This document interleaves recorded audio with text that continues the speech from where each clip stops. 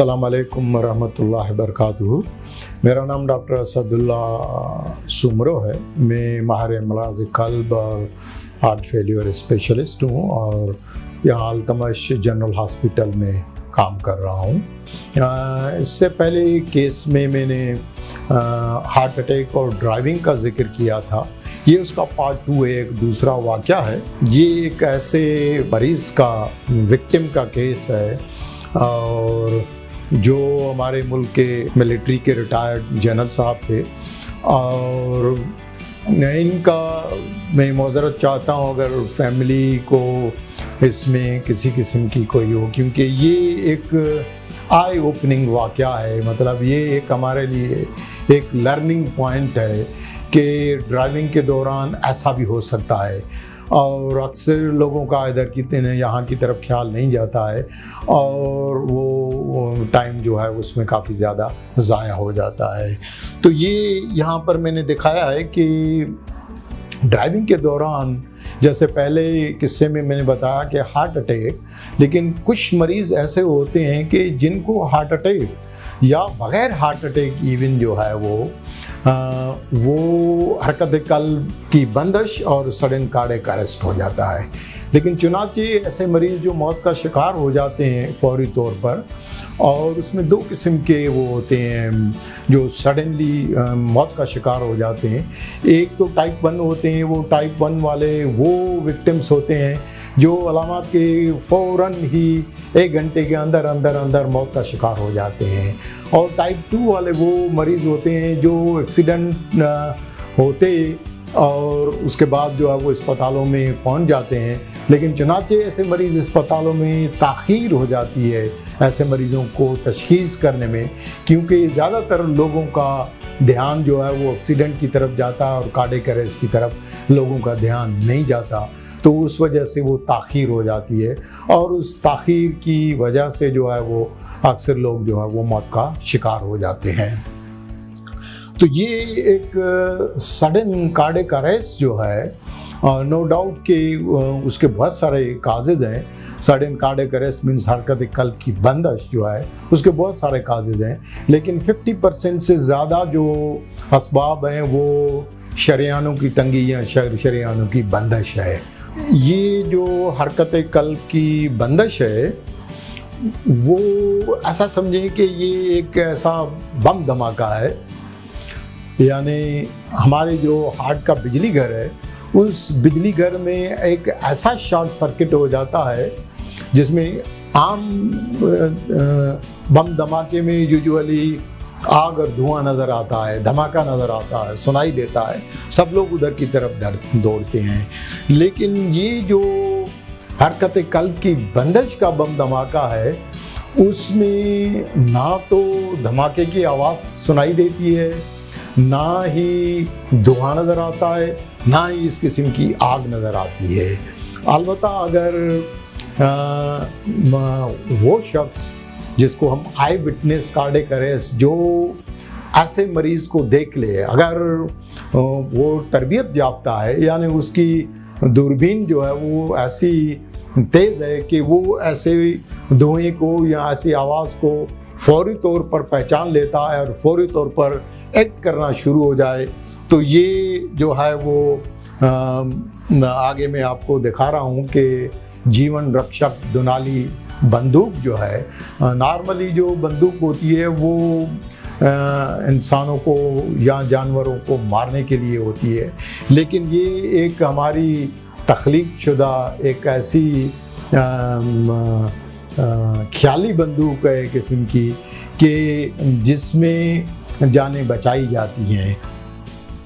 और ये इस किस्म के जो मरीज़ जहाँ भी अस्पतालों में जाते हैं तो ये ऐसे समझें कि वहाँ पर जो अमला और वो जो डॉक्टर्स होते हैं उनका जो वास्ता पड़ता है वो ऐसे शेरों और टाइगर्स और हाथियों जैसे कोई मरीज़ों के बड़े बड़े दिल होते हैं और उनको अचानक हरकत कल्ब बंद हो जाती है। किन मरीज़ों के दिल छोटे होते हैं लेकिन ये टाइगर की तरह अचानक उनका हरकत कल्ब बंद होके कार्डियोजेनिक शॉक में जाकर और अचानक मौत का शिकार हो जाते हैं। अब ऐसे जब मरीज़ होते हैं, अब ये जो किस्सा है ये 2020 का किस्सा है, अक्टूबर 2020 का 2 दरिया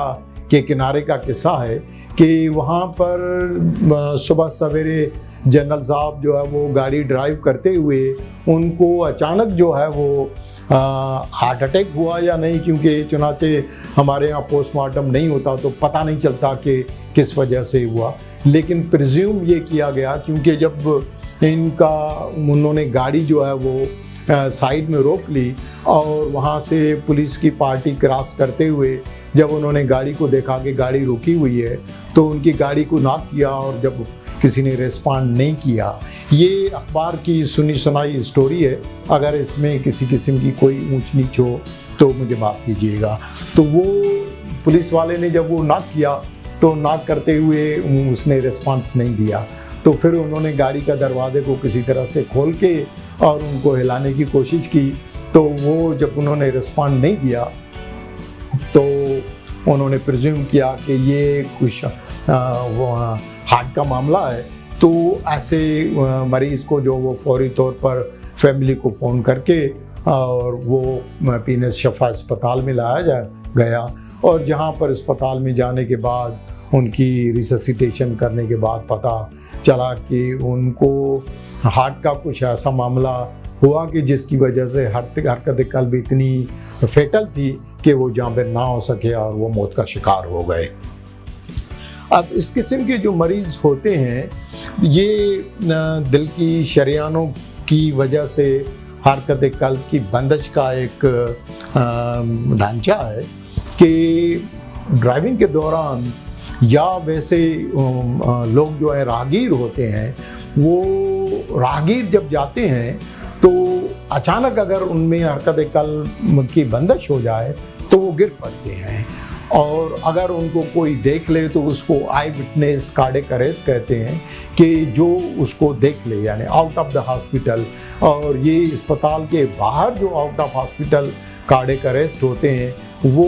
अस्पताल के अंदर जिनको कार्डियक अरेस्ट होता है उनसे थोड़ा सा मुख्तलिफ होते हैं, क्योंकि अस्पताल के अंदर अगर किसी को हरकत कल्ब की बंदिश हो तो वहाँ का अमला जो है वो तरबियत याफ्ता होता है और वो फौरी तौर पर जो है उसको तशखीस करने में और फौरी तौर पर उसका इलाज करने में कामयाब हो जाते हैं। लेकिन वो मरीज़ जो अस्पताल से बाहर होते हैं और उनको अगर कोई नहीं देख पाता तो वो मरीज़ अगर ख़ास करके हादसे का शिकार हो तो वो बहुत ज़्यादा जो है वो सफ़र करते हैं। और ऐसे मरीज़ों को अगर अस्पतालों में लाया जाए तो ज़्यादातर डॉक्टर्स का जो है वो चुनाचे वो हादसा होता है तो ज़्यादातर डॉक्टर्स का जो है वो ध्यान जो है वो हरकत कल्ब की बंदिश की तरफ नहीं होता है, अनलेस कि अगर कोई उसको देख ले या उसके साथ कोई फैमिली है और वो फैमिली बताती है कि ये घर में इनको अचानक इस तरह से सीने में दर्द हुआ था और गाड़ी चलाते हुए रास्ते में जो है वो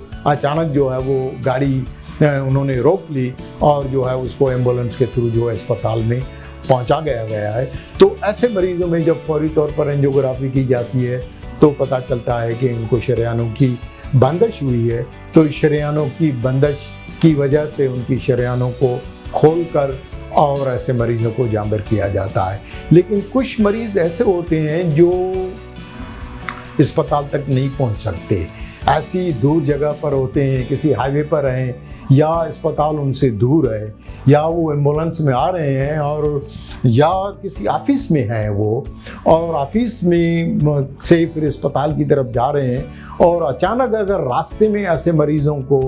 इनका हरकत कल्ब बंद हो जाए तो ऐसे मरीज़ों में जो है वो क्या किया जाए, क्योंकि अक्सर जो अफराद होते हैं जो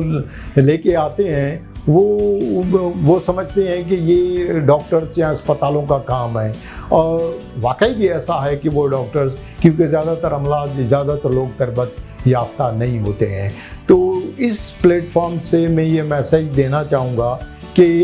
ये जो हरकत कल्ब की बंदिश, हार्ट अटैक, हार्ट फेलियर और फालिज जो है ये नौजवानों में, हमारे नौजवानों में बहुत ज़्यादा कॉमन हो गया है और ये एक हर घर की कहानी है और हर घर में इस किस्म के, हर ऑफिस में इस किस्म के आए दिन इस किस्म के इंसिडेंट्स होते हैं और बहुत सारे लोग जो हैं जो उनको देखते हैं लेकिन वो बेबस होते हैं, उनका प्यारा जो है वो उनके सामने जो है वो मौत का शिकार हो जाता है और हर आदमी अपने आप को बेबस समझता है। तो लिहाजा उन लोगों को क्या करना चाहिए ऐसे हालात में, तो ये एक मेरी तरफ से मैसेज है कि ये वैसे तो मैंने अपने हज की किताब में हाजियों में इस किस्म का अगर ऐसा हो तो वहाँ पर क्या करना चाहिए, तो ये जीवन रक्षक दुनाली बंदूक, ये जीवन रक्षक दुनाली बंदूक का मकसद ये है कि ऐसे मरीज़ों को जांबिर करने के लिए जो क्योंकि हमारे पास 7 से 10 मिनट होते हैं, अब इन 7 से 10 मिनट के अंदर अगर कोई तरबियत याफ्ता अमला मौजूद है वहाँ पर, तो उसको चाहिए कि वो फौरी तौर पर जो है वो ऐसे मरीज़ों की, इसमें कोई रॉकेट साइंस नहीं है, और इसमें अगर कोई मरीज़ जिसको आपके सामने अचानक जो है वो सीने के दर्द के साथ जो है वो अचानक बेहोश हो जाए, तो उसको सीधा लिटाकर, अगर आप तरबियत याफ्ता हैं तो उनको सीधा लिटाकर यहाँ पर एक कैरोटिड आर्टरी होती है, उस कैरोटिड आर्टरी को पल्पेट करें। अगर आपके साथ कोई साथी है तो उसको कहें कि वो फौरी तौर पर एम्बुलेंस को इतला करे, ताकि जब तक वो एम्बुलेंस आए ताकि आप जो है वो ये जीवन रक्षक दुनाली बंदूक जो है वो चलाने में कामयाब हो जाए। उसमें ये होता है कि मरीज़ को लिटाकर पहले मरीज़ को आवाज़ दें, अगर आप पहले से वहाँ पर मौजूद नहीं थे तो मरीज़ को आवाज़ दें, या मोहम्मद या अहमद, अगर वो ज़िंदा है, या अगर वो तो वो उसको आपको रिस्पॉन्ड करेगा। अगर वो रिस्पॉन्ड नहीं दे रहा है, इसका मकसद ये है कि वो प्रॉबली हरकत कल्ब या फालिज की वजह से बेहोश हो गया है। अगर फालिज की वजह से बेहोश हो गया है तो वो यूजुअली मरीज़ उनकी जो पल्स है, कैरोटिड पल्सेशन होती है, वो पल्पेबल होती है और वो सांस लेते हैं, तो वो यूजुअली फालिज के मरीज़ होते हैं। जिनकी हरकत कल्ब की बंदिश हो जाती है तो उनकी कैरोटिड आर्टरी की जो पल्सेशन है वो ख़त्म हो जाती है, यानी आप कैरोटिड को पल्पेट करने की कोशिश करेंगे तो वो नहीं मिलेगी आपको पल्सेशन जो है वो, या उसको सीने को अगर आप देखेंगे, नॉर्मली जो भी आदमी सांस लेता है तो उसका सीना जो है ऊपर नीचे मूव करता है। जिनकी हरकत कल्ब की बंदिश हो जाती है तो ऐसे मरीज़ों का सीना जो है वो मूव नहीं करता, यानी वो ब्रीथ नहीं कर सकते हैं। तो जब ऐसे मरीज़ होते हैं तो ऐसे मरीज़ों में आप सस्पेक्ट करें कि इनकी हरकत कल्ब जो है वो बंदिश हो गई है, क्योंकि वो अचानक बेहोश हो गया है और उसकी पल्स नहीं है, कैरोटिड पल्स नहीं है और वो ब्रीथ नहीं कर रहा है। तो ऐसे मरीज़ों में आपके पास जो 7 से 10 मिनट है, जब तक आपके पास कोई एम्बुलेंस पहुंच जाए और उसके पास जो AED automatic implantable cardioverter and defibrillator लेके आए, या और कोई जो आयला हैं वो आ जाएं, तब तक जो आप कर सकते हैं वो आपके पास सिर्फ यही है कि आप जब तक ये हो तो उस वक्त तक आप सीने को दबाना जो है वो शुरू करें, और ये इस तरह से सीने की जो बीच की हड्डी है, उस सीने की बीच की हड्डी को है तब तक दबाते रहें जब तक जो है वो ये AED जो है ना पहुंच जाए। AED जो है वो दुनाली बंदूक का दूसरा हिस्सा है, अगर वो मौजूद है तो वो एक ऐसी नई एक ईजाद है जो हमारे जैसे मुल्कों में तो